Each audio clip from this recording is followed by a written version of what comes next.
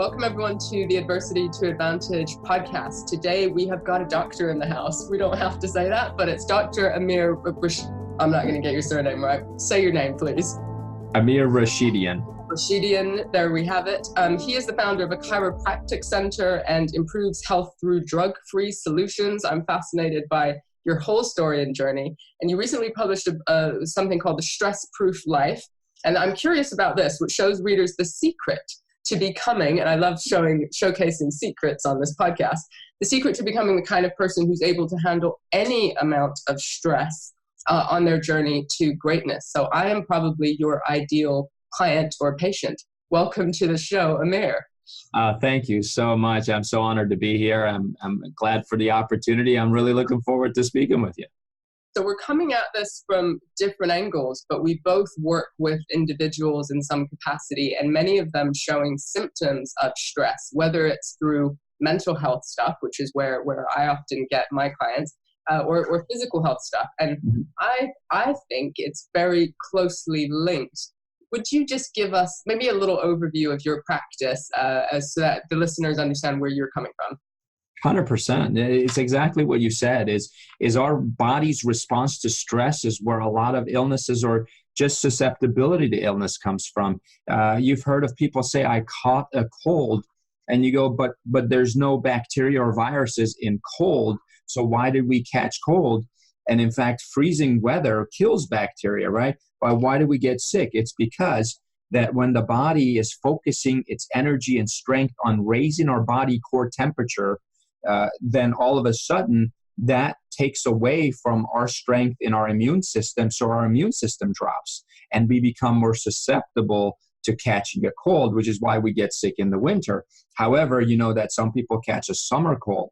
Well, then they're the ones that are probably not sleeping well. They're the ones that their bodies are tired or exhausted in certain ways or certain systems. Maybe they're burning the candle at both ends. They're pulling all-nighters. They're working too much. And now they've got a cold. It's because their immune system was allowed to decline. So stress by itself is very neutral because exercise is stress. So I can go to a gym and lift weights, and the result could be that my muscles get bigger and I get stronger and more resilient to a load on my body. But if I do it improperly, I can definitely get hurt. But the concept of lifting weights is neutral, just like gravity is a force and it's neutral. So is fire. Fire is neutral. It can burn your hand, but it can cook your food. So is it good or is it bad? Money is a force. It's a tool. It's neutral. It can fund terrorist activity, or it can put your children through college. But by itself, it's not good or bad. It's how you use it. And stress, by definition, is that it's a force that causes change in your life. The change can be good or bad, and it depends on your ability to handle it. To respond to it. But do you think that we are more stressed than ever? You know, sure. Do you think so? 100%. You mentioned that there's tremendous amount of psychological stress in our world right now. There's tremendous amount of physical stress in our world, mainly because we sit now much more than we used to. We're a sedentary society as a whole. And lastly, I would add a dimension to that, which is the chemical or the biochemical dimension. What we breathe in isn't as pure as what it used to be. What we drink isn't as pure and clean as what it used to be. And certainly the products we put on our skin. So everything that's going into our body from a chemical standpoint is also adding to that stress. And I would also add to that we're more disconnected than ever. Loneliness is on the rise, and we seem to be, even though there's the illusion of more connectivity because we're on Facebook and we're chatting, but it's for many people replacing that human one-to-one face-to-face contact. And I think that's playing a part in how we're feeling as well. 100%, I agree with you. Okay, so we need human contact. So I want to go into your thoughts around stress and the book, and I just want to learn for myself. I'm in business by myself, and that there's so much stress around. I'm choosing mostly to handle it in ways that are useful for me. And sometimes I don't get it right. Sometimes I don't get all kind of parts of the equation right, such as food, moving. I can be totally guilty of being hunched over my laptop for hours on end because I've got a deadline or I've got something I want to create. But I'm learning more and more about both the head, the kind of psychological, and the body connection. I know it makes sense and it's connected to our body, But I think my survival strategy through trauma was to educate myself. And if my head was right, then I could survive anything. And it's been an interesting process to realize that my body still remembers things in different ways than my head does, right? Absolutely. So interesting process. So, but before we go there, I want to get to know you, Amir. I want to hear a little bit about your story, which you hinted at before we started recording. Give us a little sense of where did you grow up? I mean, do you think your lifestyle kind of built you? Were you taught how to handle stress, I guess, growing up? What was the context like for you? I think children can handle stress sometimes a bit better than adults, because when we may encounter something, we have an accumulated load of everything that happened before that also adds to that experience. So I grew up in Iran, and I was 5 years old when the revolution started. I remember being in the backseat of my dad's car, and we came around the corner on a busy city street, and there was rioting and fighting and tear gas and batons and things flying. And I actually at 5 I saw a gentleman be stabbed with a knife, and it's clear as day, like it happened yesterday. So then the bombing started, and Iran was attacked by Saddam Hussein and Iraq. And I remember they used to tell us, turn the radio on before you go to bed at night, because there was no programming, it was silent. But little after midnight, this one particular night, the siren blared through the radio to wake us up. And I remember running out the door, running down the hallway with my family, going down the stairs all the way down to this cold basement where everybody else from the building was waiting. And we heard the roar of this jet plane overhead, and then the whistle of a bomb that had just been dropped. And the whistle is getting louder and louder as the bomb is getting closer and closer. But because it's high-pitched and it's something I hadn't heard before, you can't tell where it is. So your instinct is that bomb is right over my head. It's about to hit us. But it could be a block away. And eventually we heard the explosion, and the walls shook and the lights flickered, and we realized we were still alive. And that is absolutely incredible stress. You can think about the physiology of the body going through with the dilated pupils and the pale face where the blood leaves your face and your hands are cold, your heart's pounding, you're breathing heavy. That's the exact classic response called fight or flight. And that response, that state, sustained over a period of time, will absolutely cause illness. Because when your body is in that state of, I'm going to either fight or flee, your body will shut down the unnecessary systems of your body. So it'll shut down digestion, and it'll shut down your immune system, which is why people under high stress always have things like chronic sinus infections. They're the ones that get sick much more frequently, and they're also the ones that have indigestion and constipation, because their digestive system is just slower, because their body wants to be in fight or flight all the time. Now, I was 9. Just curious if it can be more damaging if you're that young, just because your neural processes are still developing. Can you sort of freeze into a particular trauma state? That's a great point. Yeah, I was at George Washington University. I was 18 years old, and I was living on campus, and I had a job off campus. So I would walk off to the job and come back. Coming back, I was walking past a construction site. It was 5 p.m. It was quitting time, and they sounded this sound which to signify that it's quitting time, so the workers could go home.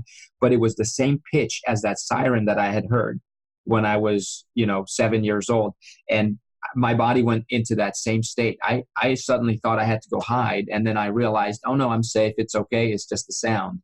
But yeah, you carry that with you, and earlier in life, I would think you're right. I would think the more deep and more permanent that can become. So definitely sort of post-traumatic stress can show up both in illnesses. As you said, I never realized that your immune system actually shuts down when you're in fight or flight. So it almost needs to play catch up then to repair itself, or to get back to where it was after. Yeah. So the opposite of fight or flight is called wine and dine, or rest and digest.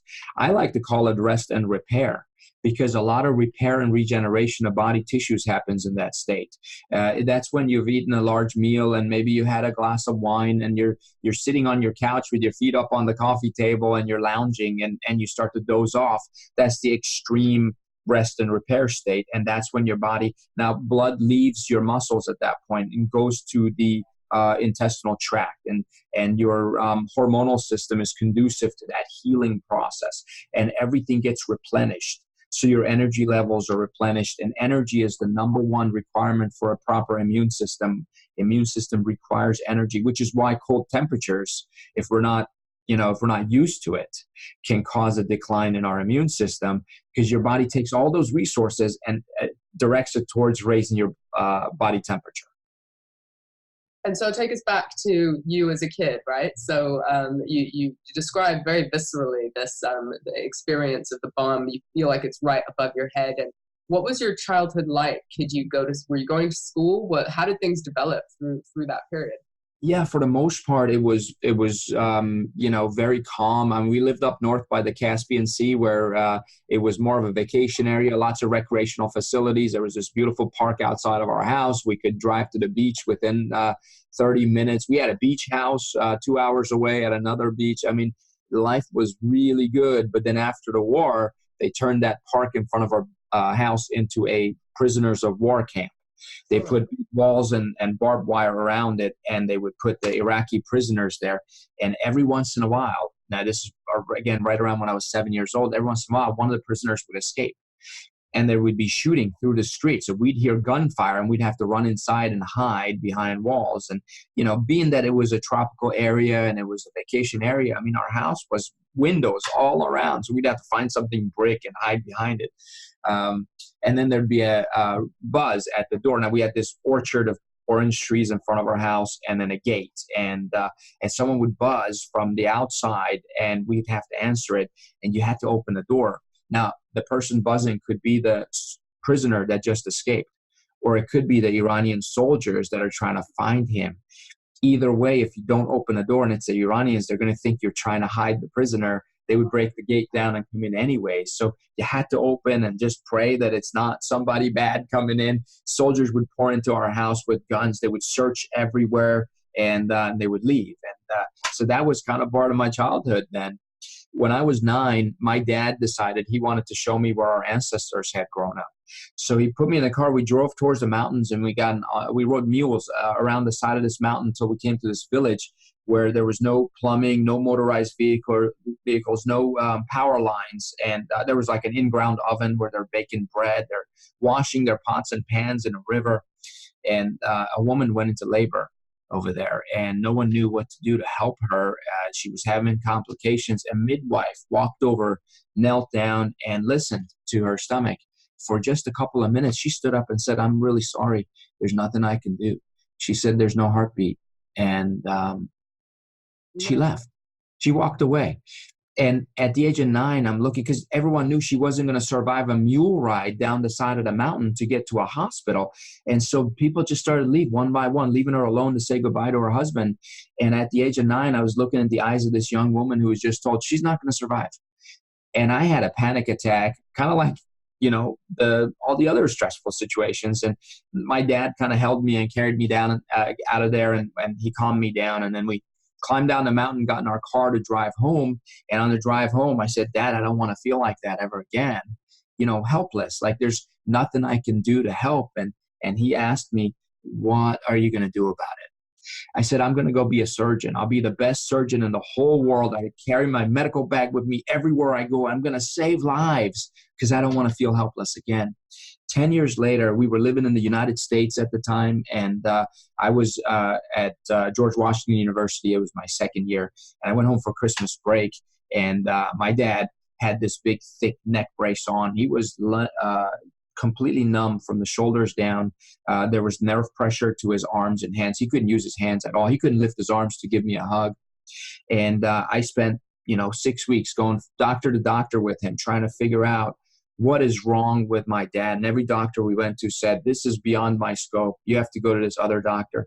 Finally, the neurosurgeon said, "We're going to need to operate. We're going to break and remove the bones in the back of his neck, put rods and screws on the sides. We'll fuse his whole neck, and he'll never turn his head again. And he may not even regain function of his hands, but we're hoping he'll have less pain, and there's a chance he might die under the knife because he's old." He was 70 at the time. And so we got in a taxi to go home.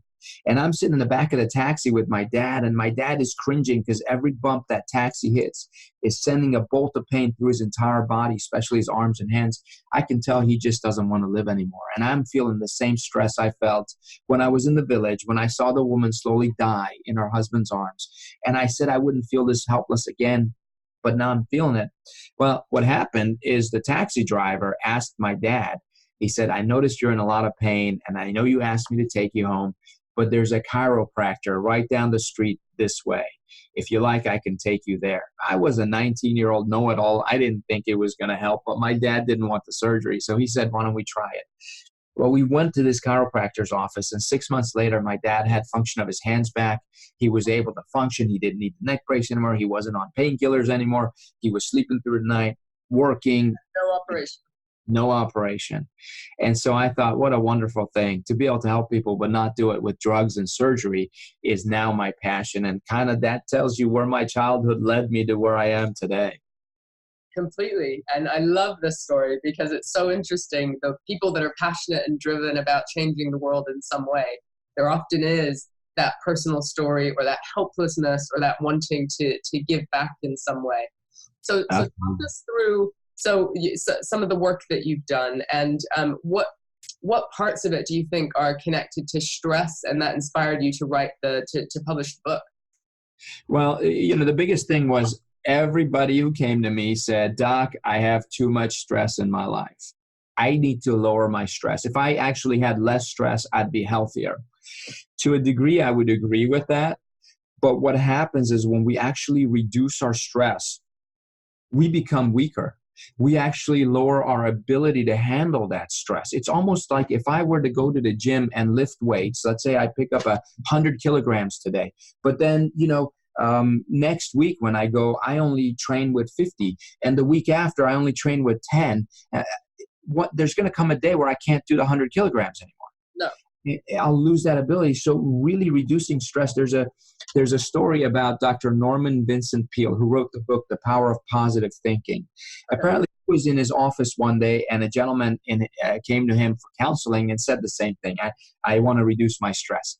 And Dr. Peale said, would you like to meet some people who don't have any stress? He said, absolutely. Do they exist? Where do they live? What do they do? I want to be just like them. He said, follow me. So he said he walked out his office, walked down the hallway, walked out the front doors of the church where he worked, walked across the parking lot onto the cemetery. And he said, nobody here has any stress. And literally, there's been research done where they took stress away from organisms like single cell amoeba. And when they remove stress from their life, they actually die prematurely. So the conclusion is stress is required by life, and stress sustains life. So what's the deal here? Do we reduce stress? Do we not reduce stress? And my focus has always been, well, then if reducing stress is going to make me weaker and reduce my ability to even handle the stress I have now, then the goal should be to train for it, to get stronger. We get strong so we can handle that stress. We get strong so we can take those hits that life sends our way and still keep going forward. We get strong so we can carry that burden that's on our shoulders and not have it knock us down. We get stronger so that we can pursue the goals and the dreams that we want and succeed every single time. We have dreams, right? Someone has a dream of higher education. They want to go to college. They want to go to graduate school. They want to get a PhD. But doesn't that come with stress? Someone else has a dream of expanding their family. They want more children. Doesn't that come with stress? Someone wants to get married. Isn't marriage stressful? Everything that's good in life will come with some stress. That's why I say the number one reason people fail to achieve their goals, their dreams, their desires, or even to pursue them is because they don't have the ability to take on the stress that's going to come with that. Now, what about the argument for balance, work-life balance? Yes. That's branded around, and it's like you work too much, or like, are there different types of stress? So say pumping iron at the gym might be a great way to stress your muscles. You do reps, you take a breather, you repair, like all that sort of stuff. And being in a war zone might be seen as a negative type of stress, or being in a toxic work environment with a bully. Like, how would you view the difference of those things?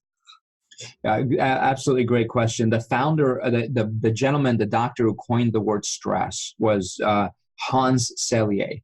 And he actually said there's two different things. There's distress, which is the negative that you're talking about, and there's eustress, which is the positive type of stress, which what you're talking about. But later on, it was almost like, yeah, but even the good stress can become bad, and the bad can become good. So an example could be this. Let's say I tell my children that tomorrow we're going to Disneyland. And they get really, really excited. And then, so that you would say is a positive stress, right? But they can't sleep at night because they're too excited. And they stay awake through the night. And then now their cortisol levels are, off, and they didn't get the sleep that they needed. And then they're exhausted during the day when we're at Disney World or Disneyland. So it can turn to one and the other. I think there absolutely should be a balance. I believe that if my muscles aren't strong enough to lift 100 kilograms, I shouldn't even attempt it, or 100 pounds or whatever. I shouldn't even attempt it. I should attempt something that's just a little bit above my maximum so that I can adapt. So the process is called adaptation. We adapt to stress as long as it's not too much to make us sick. That load, there's a concept called, you've heard of homeostasis. Yeah. And homeostasis refers to balance in the body, where everything's at balance. However, homeostasis in reality doesn't exist unless through time. Unless we take a snapshot, we freeze time and say this body's in homeostasis. But throughout time, we should really call it homeodynamics, because it's an ebb and flow. There's stress, there's a response, there's adaptation, and then there's stress, there's a response, there's adaptation, and everything goes through cycles in the body. You have your circadian rhythm, your heart rhythm, your breathing rhythm, your hormonal cycles, and everything goes through these cycles. So there's no stasis. Stasis means a standstill. It's dynamic. And so the load that's on the body is called allostasis. Allostasis means like a balloon that has air in it. You squeeze it with pressure and it responds by putting pressure back. If you put too much allostatic load, it will pop. Same with you and I. We'll break down, we'll pop. So we have to allow time for that adaptation. We allow a little bit of stress into our life. We work to adapt to it. Then we add more stress. You won't jump from high school to graduate school. You'll go to college first, and then you go to grad school. But I guess the reality is that sometimes we don't have a choice, right? Sometimes maybe we chose to go to grad school and we're having that kind of stress, and then our mother dies, or child gets sick, or like an outside stress occurs to add to that, right? And so there's just this understanding and knowledge that we need to understand our bodies and our minds, and when it's switching or when we need different things. Yes. Yeah. Well, here's the thing. If you live long enough, you'll be faced with something. Yes. It's part of life.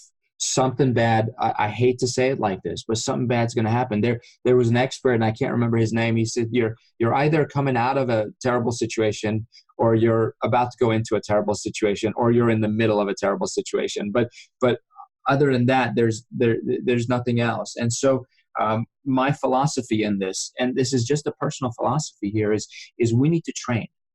We need to constantly be working on getting stronger, so that when something like that happens, physiologically, psychologically, we are more equipped to handle it properly. It's kind of like the proverbial mom.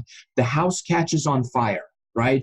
And mom flies out of bed and grabs the kids. Now she can pick up all three of them at the same time. She has superhuman strength, right? Because she's in fight or flight.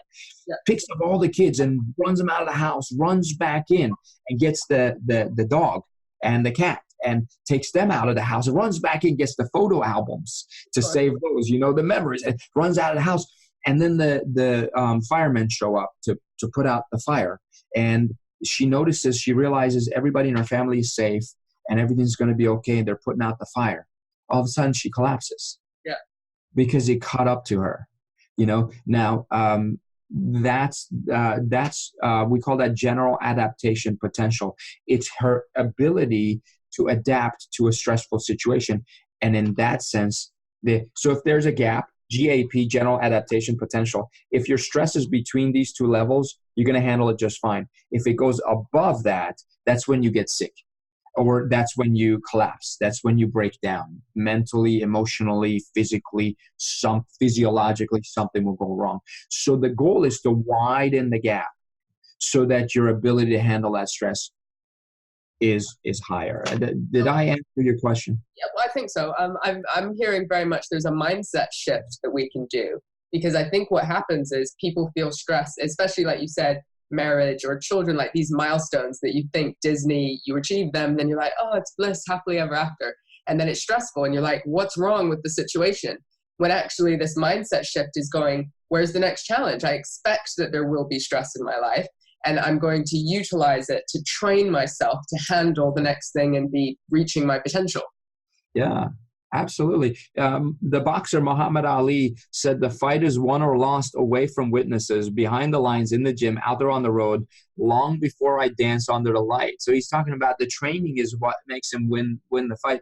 I met a gentleman, he was teaching a seminar that I attended, Dr. Russell Reese. He's a cardiothoracic surgeon, so he was one of the pioneers in open heart surgery, where they actually put the body in a frozen state. They lower the temperature, they drain the blood, they remove the heart, operate on it, put the heart back in, raise the temperature, and jumpstart the heart. And that's the kind of surgery he does.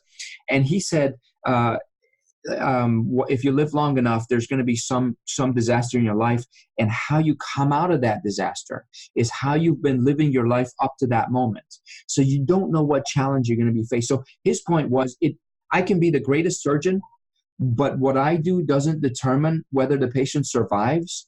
It's what kind of lifestyle they've been living up to that moment that's going to determine whether they survive. And he said, if you tell me how someone's been living physically, psychologically, and chemically, how they've been living up to that moment, I can tell you and predict for you if they're going to walk out of that hospital in 10 days, or they're going to stay in the hospital 6 months, or this is someone who may never walk out. What do you think are the predictors? The predictors would have to be having that balance between a good relationship in your life, something that's secure and stable, having time to have interpersonal connections, like you mentioned earlier, when it's not just behind a screen, but they're able to connect and hug and hold hands or whatever it might be. Spending time outdoors, we do less and less of that. Fresh air, barefoot on the grass or barefoot on the sand.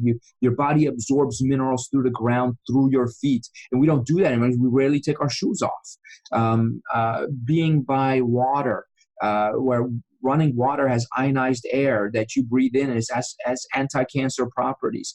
There's so many. How we're sleeping. If someone's not sleeping enough, someone has interrupted sleep, someone does shift work where they're in a factory and they have to work from midnight to 6 a.m. versus from 9 a.m. to 5 p.m.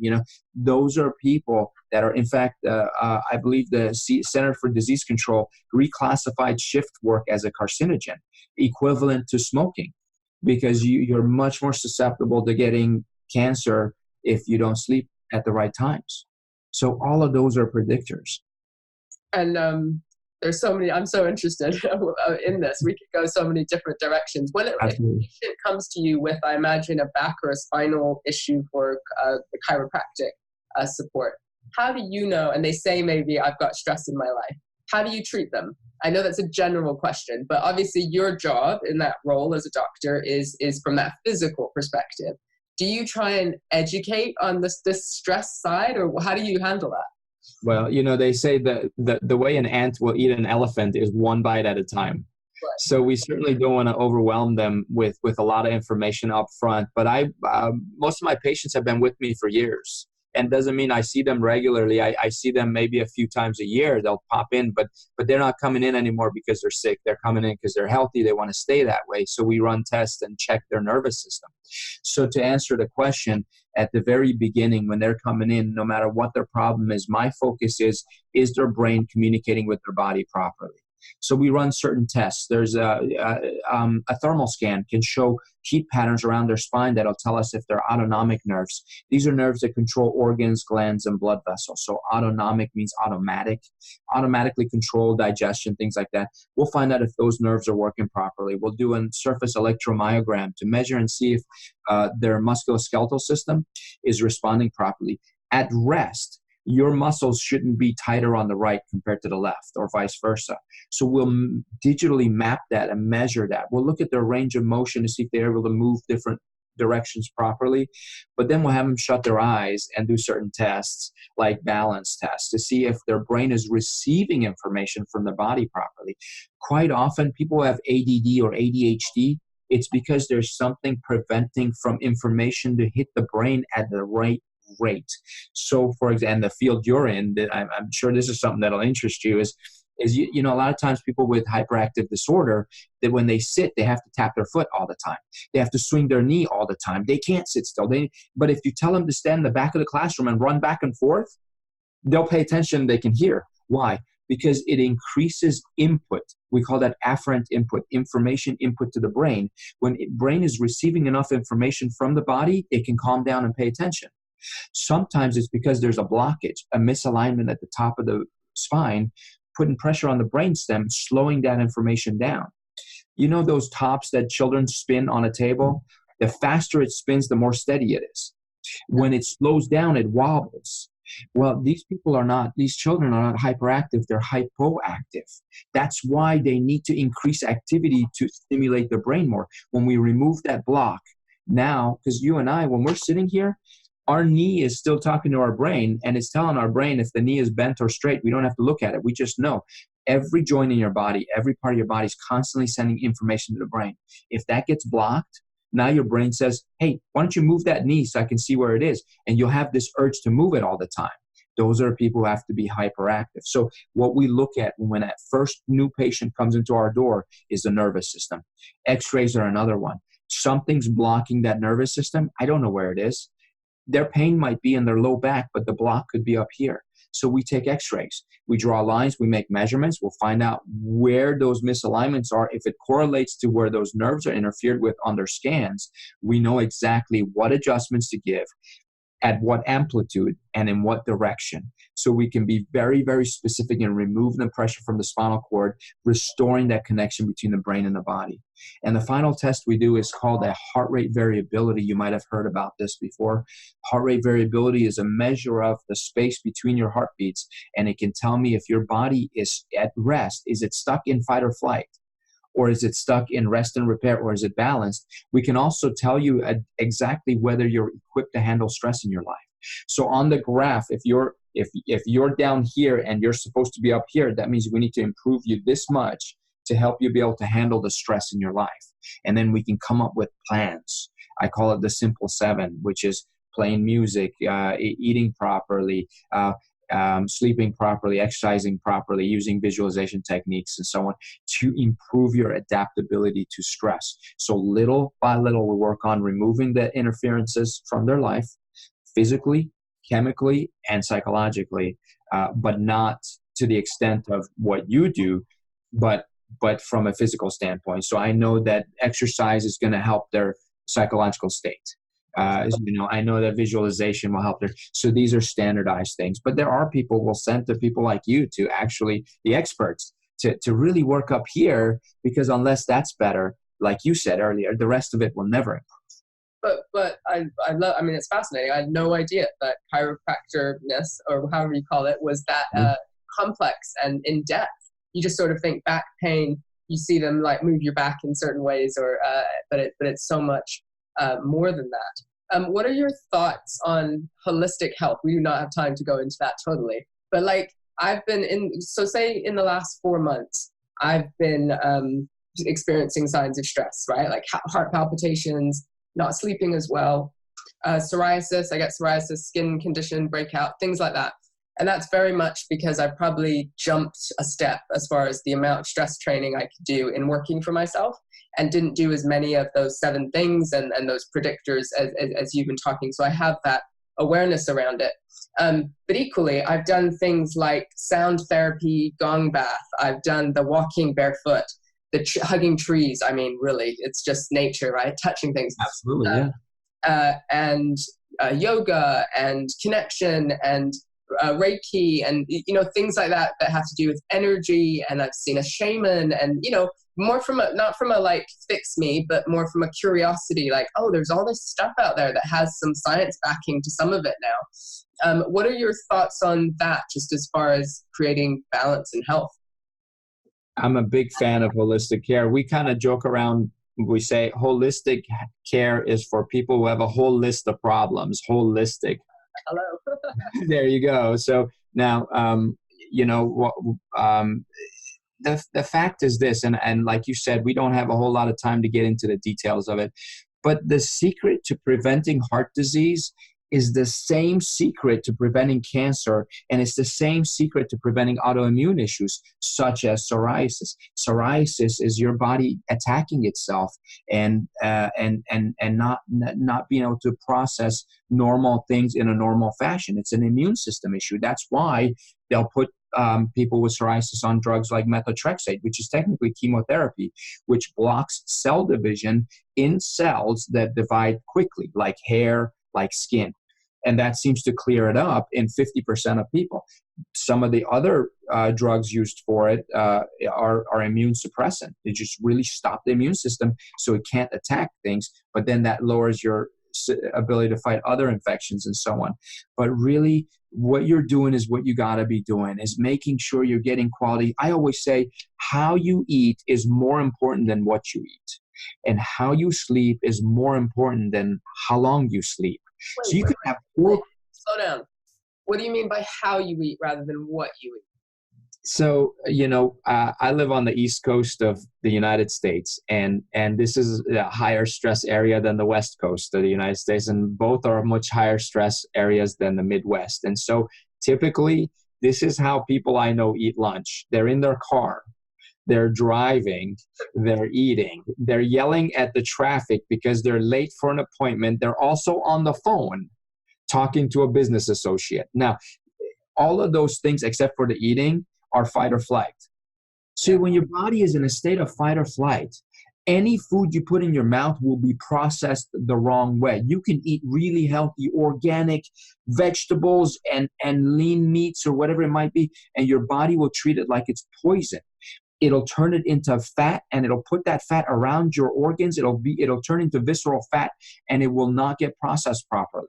And you will have indigestion, and you'll have constipation, and you'll have heartburn.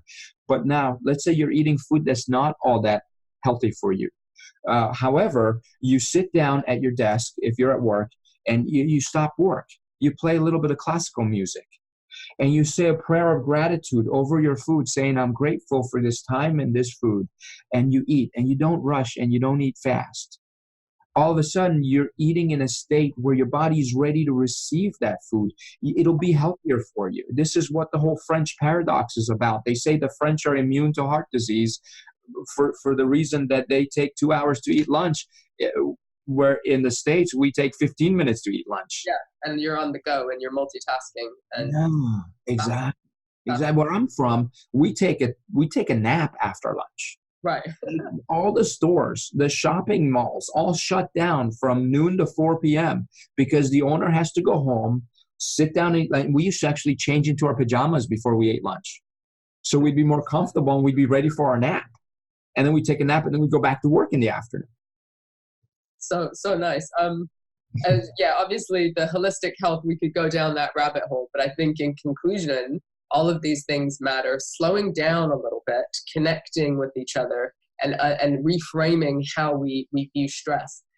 What about for you? When you were 18, you described a situation that sounded like post-traumatic stress disorder, or at least heightened sensory awareness to noise. How has that played out for you? Does anything still show up from the trauma you experienced? That's a good question. So I do a breathing technique that helps me and eliminates, removes me from that fight or flight state. So the way I teach this is, if right now where you're sitting, if the walls started to shake and you realized you're in an earthquake, the first thing you would do is, and let me ask you, would you breathe a sigh of relief or would you gasp for air? Yes. Would you do it? Yeah, you would do a hard inhale. Something bad's about to happen. That's the sign of fight or flight. Now, the average normal person who is adaptive to stress, meaning they're equipped to handle general everyday average stress, their breathing ratio tends to be a 1-to-2 ratio, meaning inhale is at 1 unit of time and exhale is 2 units of time. So if it takes you 2 seconds to inhale, it would take you 4 seconds to exhale. That's when your body is in a rest and repair state. Now, when we get stressed, that ratio becomes a 1-to-1 ratio. 1 unit of time to inhale, 1 to exhale. And in fact, sometimes you don't even exhale, you hold your breath. Yep. So that's fight or flight. To force the body to leave fight or flight and go into rest and repair means you have to intentionally exhale twice as long as inhale. So you slow the breathing and you count. So you count to 7 when you inhale. If you want, you can count to 5, whatever. I do 7, and I make sure my exhale takes 14. Twice as long as it takes me to inhale. A lot of times, insomnia is a big thing. And most people say, I just can't shut off my mind. The same thoughts keep circling around my head over and over and over. Well, you're in fight or flight. That's why you can't fall asleep. If I was being chased by a pack of hungry wolves, could I stop and take a nap? My body wouldn't let me. I'd be too scared. It's the same thing. So what I do is I start doing that breathing. 10 of those breaths, 7 in, 14 out, 7 in, 14 out. Breathe slow. Make sure it's exactly twice as long or even longer on the exhale. Within 5 to 7 breaths, you'll be out. You'll be asleep. You won't remember number 10. And to fully oxygenate the body, that ratio is 4-to-1. So you want to increase oxygen saturation in your body. When air comes in, only the outside of that pocket of air that's in the alveoli gets the oxygen used. The middle of it still has the oxygen. That's why mouth-to-mouth breathing works, because when you exhale, a lot of that exhale is still oxygen. But if you hold that air in your lungs 4 times as long as it took you to breathe in, you get all the oxygen, or most of it. So now during the day when I want to do my breathing exercise, I do 7 in, hold for a count of 28, exhale for 14. 7, 28, 14. Surely you built up to that, because that's quite... Yeah, you build up, or you count faster, or you can just do 4. 4 times 4 is 16, so you can do 4, 16, and 8. It's the ratio of time that's important. And when you do that, you fully oxygenate the body, and you remove the fight or flight. And the body can repair, regenerate. You can think more clearly. When someone's in fight or flight, because cortisol levels go up, your actual neocortex shuts down and blood goes to the limbic system, the more primitive part of your brain, and you're ready to fight or flight. That's why people have poor memory. People who stay in fight or flight long term, they don't just have the dry eyes, dry mouth, dry skin, high blood pressure, fast heart rate, high cholesterol. They lose their ability to process sugar, and they lose their ability to remember things. So memory starts to decline. There are experts right now, and I think this will be a fact in about 10 years, is that dementia is going to be called type 3 diabetes. Really? It's a different way of processing sugar. I'm sorry? It's lifestyle related. It is. Time, isn't it? Absolutely. And I imagine, and I teach a bit of this when I do leadership training around mental health at work and things like that, and talk about fight or flight quite a bit, and talk about how the digital age, our constant notifications and sort of things and noises and whatever is putting us, correct me if I'm wrong, in a constant state of fight or flight. Like you get your news feed, right? And there's something on the other side of the world, and you do this like because this. In the book I'm reading, like this is one of the safest times to be alive, actually, statistically, if we compare it to wars and carnage and all the stuff that's been going on in history. But yet we're more stressed. Yet the suicide rate has gone up, and we're just in a constant state of fight or flight. Like, do you think we need? This sounds like a dumb question, but do you think we need sort of breaks from our digital thing that makes our life look easier? I agree with you 100%. I don't watch the news. I don't. I just don't. I have no idea what the stock market is doing, what Japan is doing, what China is doing. I just don't know. Now, I keep up to date because I see a lot of patients on a daily basis, and everyone updates me. They say, "Did you hear about this or that?" And so they tell me. But for the most part, now some of us, you're in the media much more than I am, and you need to be on top of certain things. Try to watch the news sometime midday or earlier in the day. Your cortisol level should be at the highest when you wake up first thing in the morning, because it builds up through the night. And then during the day, it needs to go down and flatline near the bottom. And that's when you can fall asleep. If cortisol stays up, you can't fall asleep.